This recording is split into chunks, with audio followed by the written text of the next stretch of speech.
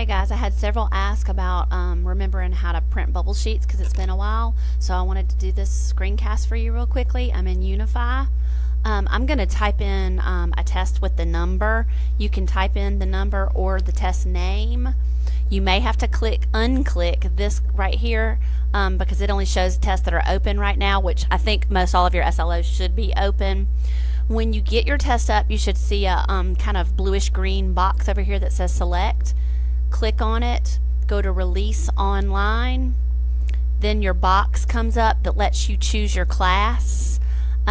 Use the drop down to find your kids. I'm just going to randomly grab one right now. So assuming those are my kids, you can click individuals or the whole class with this button right here.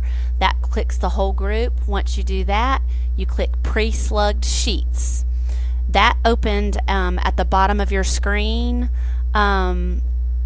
a tab, a PDF of the bubble sheets. You click on them, they come up in that form, and then you just click print and print them to the printer that's closest to you. So that's your quick refresher. Thanks.